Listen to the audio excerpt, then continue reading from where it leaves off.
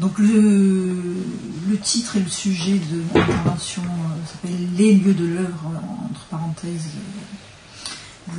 le pluriel entre parenthèses.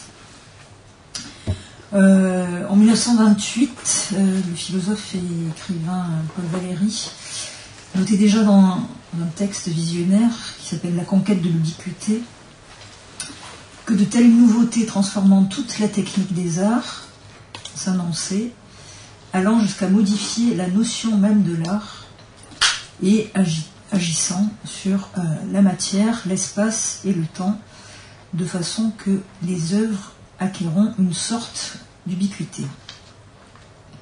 Donc transformation due aux nouvelles technologies depuis la naissance de l'industrie, qui a aussi englobé l'activité culturelle, avec la production, la reproduction et la distribution massive, mais aussi avec la diffusion à distance due à la télécommunication, présente depuis le télégraphe jusqu'au réseau mondial qu'est l'Internet, par les ordinateurs connectés et les médias mobiles, et bientôt via les objets communicants. Dernière révolution de l'informatique et du numérique. Donc du cinéma à la musique amplifiée, enregistrée et dupliquée, de la télévision dans les foyers aux écrans géants dans les villes, de l'art vidéo dans les galeries au net art sur le web, des home studios informatiques aux technologies embarquées, des créations pour iPhone à l'édition pour e-book, des conditions de réalisation et de diffusion des œuvres d'art ont muté, changé d'échelle et de statut. Dans ce réagencement des temps et des espaces, des matières et des médiums, c'est donc repositionner leur situation locative. Donc de nos jours, que sont devenues les œuvres avec l'art numérique et où se situent-elles? Quelle est leur matière et quel est leur lieu quand elles peuvent n'être que virtuelles? Comment nous parviennent-elles et comment sont-elles perceptibles? Qu'est-ce que ce temps réel avec lequel nous commerçons et comment y existent les œuvres d'art?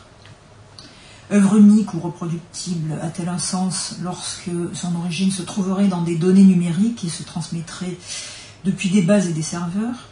Et quels sont ou seront les lieux de l'art et les lieux de l'œuvre?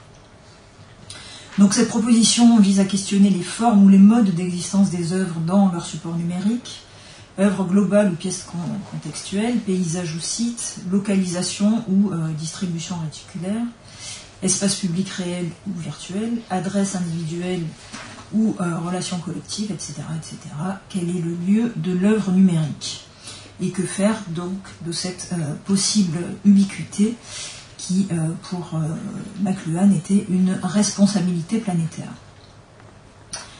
La réalité sensible à domicile, selon les termes de Valéry, à propos de l'ubiquité des signes et des systèmes de sensations, transmise instantanément depuis et en tout point du globe, énergie et matière, information et temps, représentation et signes de nature évanescente, a fait son chemin et trouve donc de nouveaux formats, de nouvelles formes, de nouvelles apparitions dans des dispositifs aussi divers et variés que peuvent l'être les technologies numériques. La nouvelle ubiquité qui se constitue avec l'Internet et ses services, maintenant une connexion ininterrompue, illimitée, de l'équipement domestique et de ses connexions numériques aux technologies mobiles, redistribue l'accès au contenu, au savoir et à la culture, et par conséquent aux œuvres d'art, à leur présence, dans leur absence même, dans leur distance, et dans leur virtualité ou même potentielle omniprésence, à leur fréquentation, à leur attention et aux sensibilités qui s'y forment. Donc je vais partir d'un extrait de La conquête de l'ubiquité pour interroger ces nouveaux lieux de l'œuvre. Sans doute, ce ne seront d'abord que la reproduction et la transmission des œuvres qui se verront affectées. On sera transporté ou reconstitué en tout lieu le système de sensation, ou plus exactement le système d'excitation, que dispense en un lieu quelconque un objet ou un événement quelconque. Les œuvres acquerront une sorte d'ubiquité. Leur présence immédiate ou leur restitution à toute époque obéiront à notre appel. Elles ne seront plus seulement dans elles-mêmes, mais toutes où quelqu'un sera et quelque appareil. elles ne seront plus que des sortes de sources ou des origines, et leurs bienfaits se trouveront ou se retrouveront entiers où l'on voudra. Donc voici un court extrait de La conquête de l'ubiquité de Paul Valéry. Cette conquête concerne les arts, et plus précisément la technique des arts, reproduction, transmission, transport, par un appareil ou un support, donnerait à la réalité sensible la faculté de se trouver instantanément en tout lieu. C'est le principe du don d'ubiquité.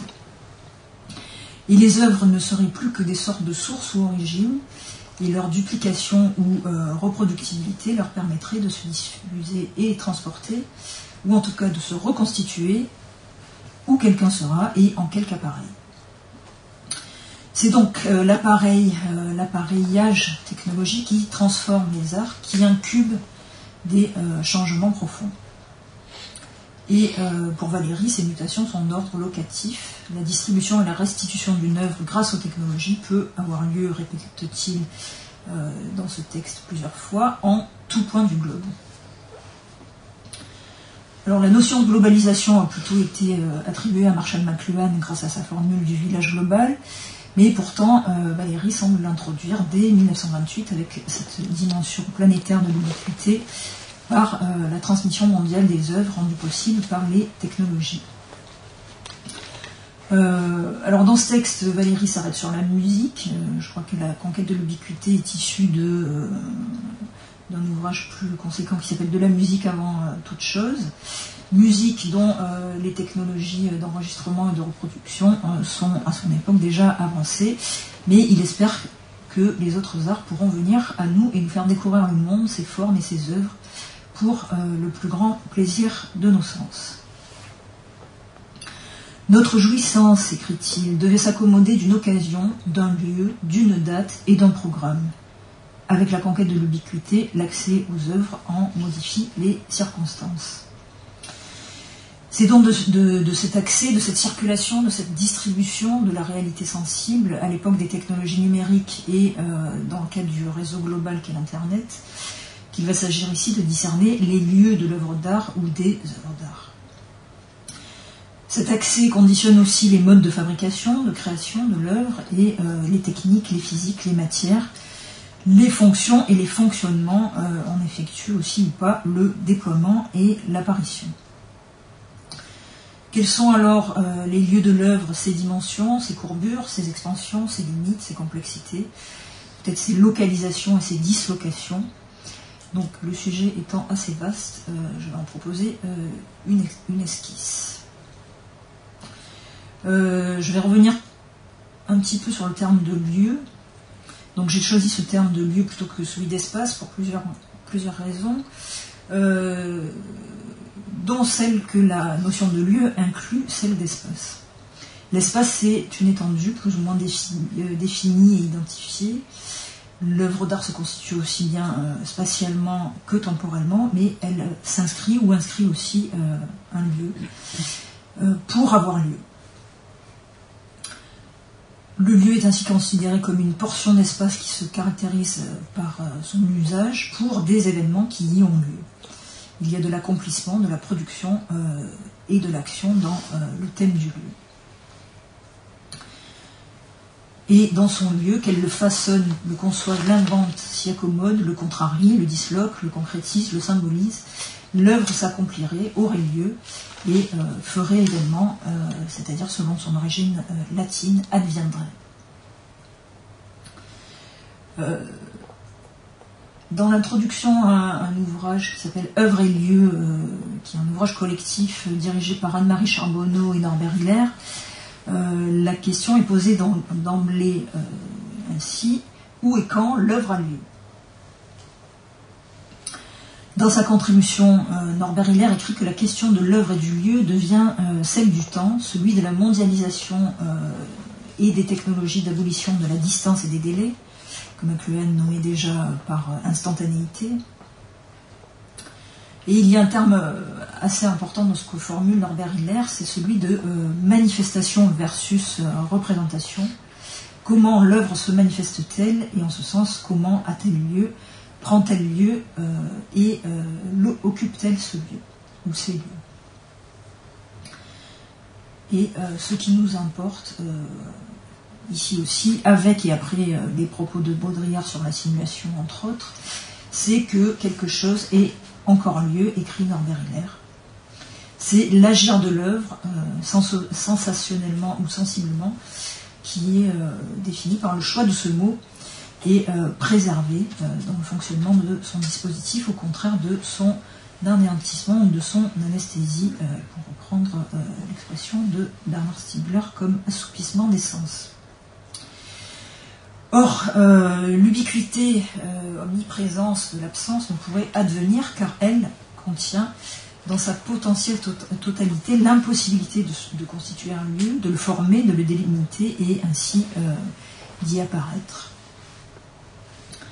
L'ubiquité donc fait office de nébuleuse indistincte, imposante, mais imposable, c'est-à-dire qui ne peut se poser, ni se poser à nu, qui ne peut se fixer. Donc dans toutes ces contrariétés, quelle topologie du ou des lieux de l'œuvre d'art pourrait-on percevoir, encore une fois dans le contexte de la physique, du numérique et des médias globaux, et dans cette étendue, s'agit-il alors d'œuvres globales? Donc pour essayer d'éclaircir tout cela, je vais prendre une étude de cas qui est nos cinémas. Je vais essayer de le faire fonctionner.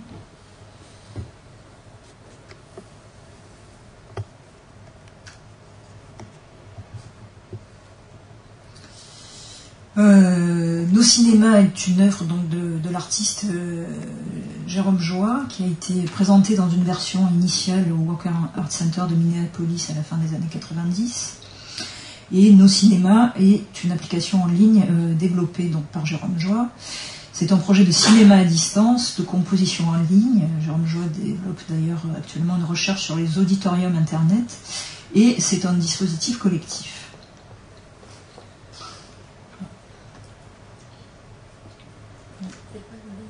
Non, je sais.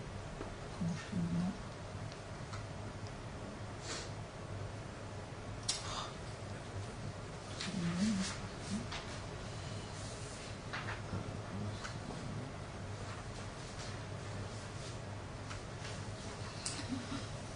Donc je cite Jérôme Joie, ce projet est un documentaire fiction en ligne et une série d'interludes pour le web dont les déroulements ne sont jamais identiques. Nos cinémas est en quelque sorte un cinéma improbable et un film sans début ni fin, sans acteur ni scénario, excepté les histoires que nous pouvons nous construire en suivant le fil des images et des sons streamés. Nos cinémas est un système automatisé construit sur le processus de sélection de streaming et de webcam en direct autour du globe, captant des plans dans différents lieux, panoramisés et temporisés par le montage généré en ligne dans lequel s'intercalent quelques plans noirs, écoute sans images. Les sons, organisés à chaque fois selon des mixages calculés en direct, proviennent d'une base de données sonores continuellement alimentée et mise à jour par une équipe de complices. Donc, ces complices sont Magali Babin, Dina Bird, Christophe Charles, Yannick Doby, Chantal Dumas, Emmanuel Gibello, Jérôme Joie évidemment, Luc Carléo et Alain Michon et Jocelyn Robert. Je cite encore un petit peu Jérôme Joie. Travail d'expérimentation de création en ligne sur les potentiels de narration audiovisuelle à partir d'éléments d'images et de sons captés et organisés en direct sur Internet. L'appareillage technologique de nos cinémas consiste essentiellement en une interface en ligne à l'adresse d'un site web, diffusant des images et des sons montés et mixés provenant de différentes webcams qui sont disposées en divers points du globe et depuis des bases de données audio. Donc si le hardware paraît simple, le système programmatique du software est plus complexe. Il s'agit d'une sélection de streaming et de webcam, de composition en direct ou programmée à partir de banques de données audio, et de mixage des images et des sons hétérogènes pour une projection audiovisuelle en continu et une narration aléatoire toujours renouvelée.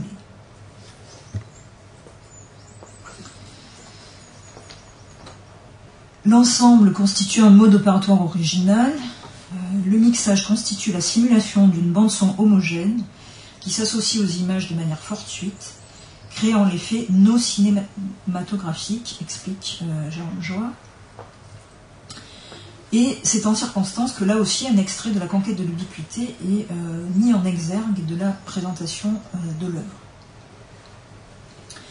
Qu'est donc cette forme, cinéma étendu, réalité sensible à domicile, ce projet inattendu de home cinéma ou de web cinéma, qui offre plutôt un panorama et des points de vue et images du monde, avec des points d'écoute de son du monde, qui sont transcodés et transformés via les programmations informatiques des machines numériques, compose un paysage permanent et impermanent, composite et changeant, fixe et modulable, plus international que mondial, plus collectif et divers qu'uniforme, où l'hétérogénéité réelle des lieux sonores et visuels s'homogénéise dans une fiction planétaire, incomplète, infinie et inachevée, comme le cite Jérôme Jo à partir d'un entretien de Kiarostami sur le cinéma, où il parle de cinéma inachevé.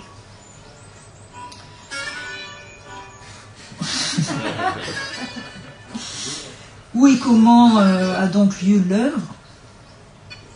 Diffusée en continu sur le web, on pourrait dire que l'œuvre est ininterrompue et continue. Ininterrompue et continue parce que le flux du réseau le permet, parce que la technologie en a la capacité et la puissance. Néanmoins, ce flux et son mouvement pourraient répéter sempiternellement l'image des points fixes depuis lesquels les webcams cadrent et captent les paysages, les espaces dans lesquels ils sont implantés. Paysages de pays indiscernables ou bien sites typiques, couleurs locales, entre guillemets. Leur transport vers la machine et ses programmes les transforme et les délocalise, c'est-à-dire les transfigure et les disloque. Et peut-être, selon le vocabulaire de Deleuze et Guattari, les déterritorialise pour les reterritorialiser dans cet espace cinématographique, espace qui négocie sans cesse avec le réel, en le remontant et le remontrant, fictionnalisé.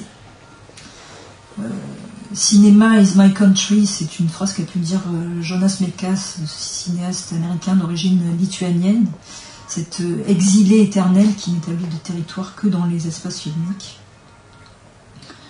Mais je vais un petit peu laisser de côté cette problématique de territorialisation. Donc cette potentialité globale de la technologie serait un équivalent de virtualité.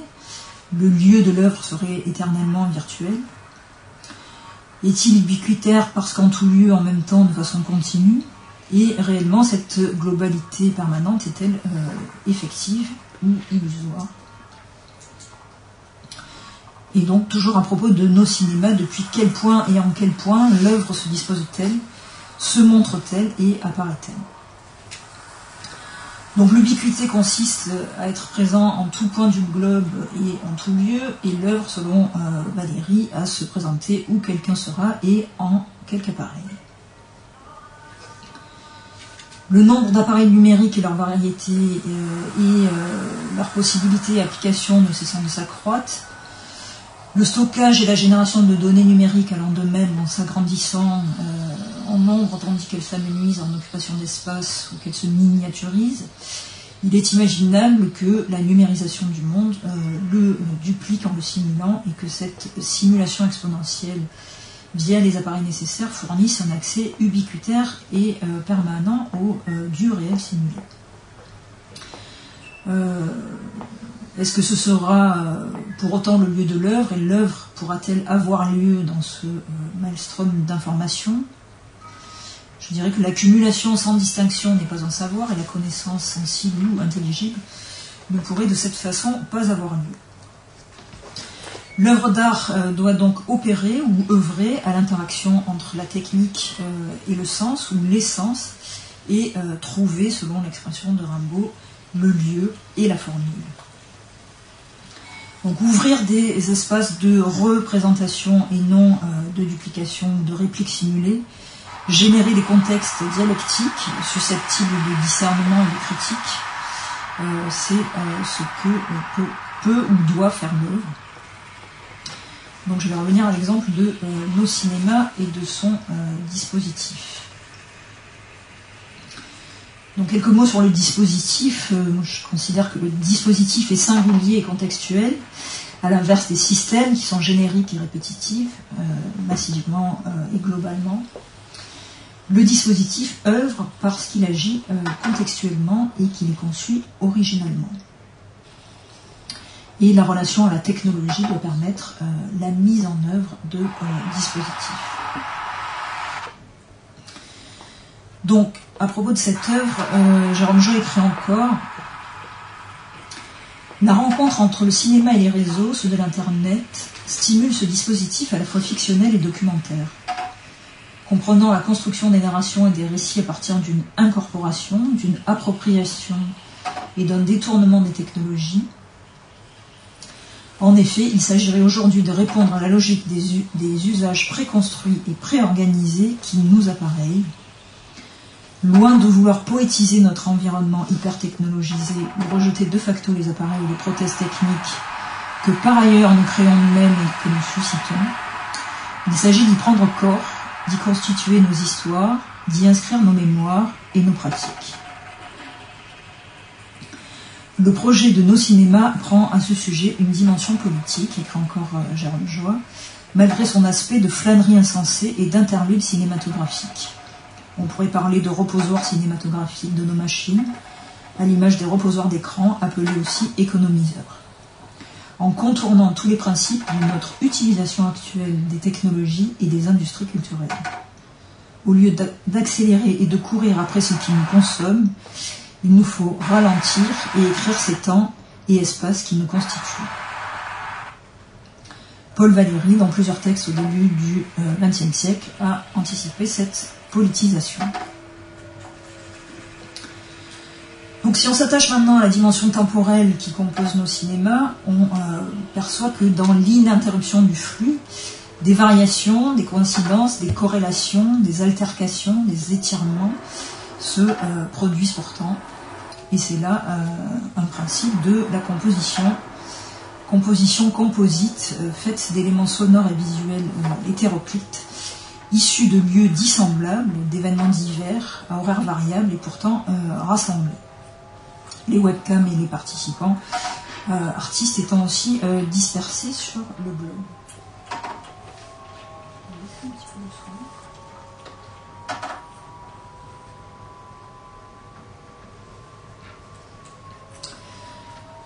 Alors, dans un ouvrage qui s'appelle Dispositif et dislocation, l'auteur et théoricien Olivier Quintin écrit à propos des stratégies collagistes que les éléments disjoints et reliés dans une composition, dans une œuvre, ne tendent pas vers une totalité ni vers une synthèse. Il écrit « Le divers et la synthèse ne se contentent pas de s'opposer, ils s'excluent mutuellement. » Mais il évoque un dispositif produisant par son exhibition d'une pluralité simultanée de modes opératoires, de construction de mondes symboliques incommensurables, une critique des fondements épistémiques de la vérité ou de l'unité du monde.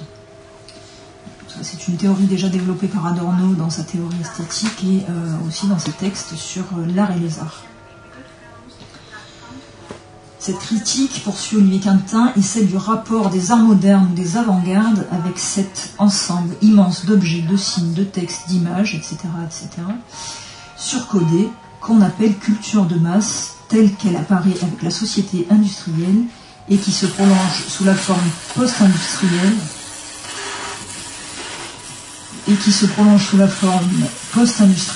ou médiatico-marchande globalisée. Interroger les traces de l'avant-gardisme dans les œuvres questionnant la pratique et l'usage des technologies numériques à l'époque des médias globaux n'est pas le propos ici, mais il est certain que l'attention critique des œuvres à la technologie et au contexte politique, social et économique dans lequel elles se développent et produisent des orientations et des hégémonies culturelles est aussi un des objets de l'observation de cette création actuelle. Donc c'est dans la production du divers qui, on en a parlé hier pour Victor Segalen, est le propre de l'exotisme. Cela par l'intermédiaire de la variété et de la variabilité des espaces et des temps et des objets et des sujets qui les fondent et les font exister que se constitue la possibilité critique, celle d'un éveil de la conscience. Colette, tu as parlé 25 minutes, je te le dis. D'accord. D'accord. Dans sa critique des objets temporels industriels et dans son célèbre ouvrage La technique et le temps, Bernard Stiegler écrit: un objet temporel est constitué par le temps de son écoulement, son flux, il n'apparaît qu'en disparaissant, il passe. La conscience est également temporelle en ce sens. Un objet temporel est constitué par le fait que, comme les consciences dont il est l'objet commun, il s'écoule et disparaît à mesure qu'il apparaît. Fermez les guillemets, sujet et objet sont ici en relation dans cet écoulement du temps, écoulement, temporalité dans laquelle la conscience est assujettie à l'objet. Sujet et objet coïncident dans une synchronisation.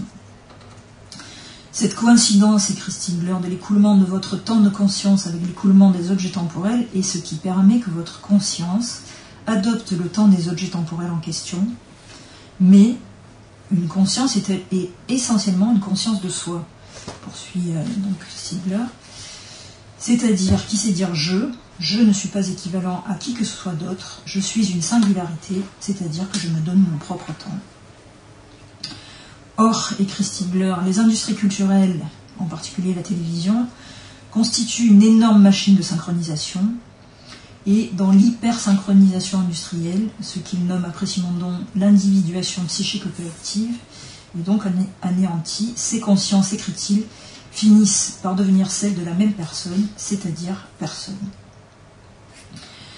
Donc dans la temporalité unique des industries culturelles, personne ne devient quelqu'un, rien n'advient et tout s'écoule sans que rien ne se passe.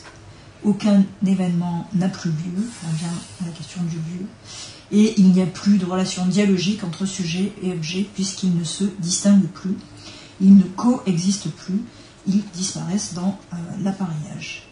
Ce qu'il faut inventer, ce sont donc des dispositifs d'apparition et la possibilité de point de vue, ce qui est physiologiquement affecté à l'œil, je vous en ai parlé, et métaphoriquement la condition de la conscience et de sa capacité de jugement et d'action, cela pour d'autres perspectives ou simplement des perspectives futures.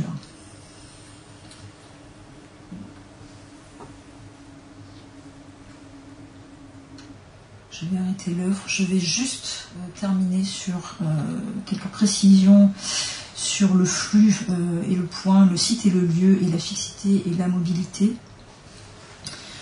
Donc au cours de cette réflexion, il a été question de l'avoir-lieu, mais une question de fond demeure, qui est celle de l'invention des lieux, de leur situation, de leur forme, de leur contenu, de leur spatialisation. Donc par la diffusion à distance et dans l'ubiquité relative des œuvres, puisque c'est par là que la problématique a été lancée, il est un élément physique constitutif, c'est celui du réseau par lequel se diffusent et se distribuent les médias et les messages, et particulièrement du flux du réseau permanent, illimité, mais instable et mobile. Donc si le support technologique ou l'objet technique est un lieu de l'apparition des œuvres, il n'est pas le lieu de leur fixation, car elles y apparaissent et y disparaissent, s'y passent, s'y modifient, font trace, mais ne s'y déposent pas, même si elles peuvent s'y disposer et s'y exposer. Que fait donc ce flux au lieu? Comment, sans nier leur nécessité, la déforme et la transforme, mais de même leur statut? Et je dirais que pour l'œuvre, la notion de dispositif est salutaire, son lieu et son avoir-lieu étant mouvant et relatif au contexte. Donc pour tenter une approche du problème qui est quasi mathématique et géométrique et même topologique, je vais essayer d'éclaircir la différence qu'induisent flux et mouvement face au point fixe et à la situation. Dans son livre Le site et le paysage, Anne Coquelin consacre quelques paragraphes à l'histoire des écarts entre site et lieu, enveloppe et contenu. Le site se différencie du lieu d'une part parce qu'il est instituant, espace organisé typiquement reconnaissable, cadré et limité par ce qui le constitue et qui le rend remarquable. Il est aussi un point dans le paysage, il fait, je cite, partie du lieu et en est seulement une marque. c'est un point fixe ou une étape dans le parcours d'un lieu. Tandis que le lieu propre selon les termes d'Aristote, serait une sorte d'enveloppe du paysage tenant davantage du milieu environnant, de ses caractéristiques peut-être plus naturelles et moins artificielles et dont les limites sont assez floues. Repère plus que contenant, donc, repère visuel mais surtout repère temporel et conceptuel, écrit Anne Coquelin.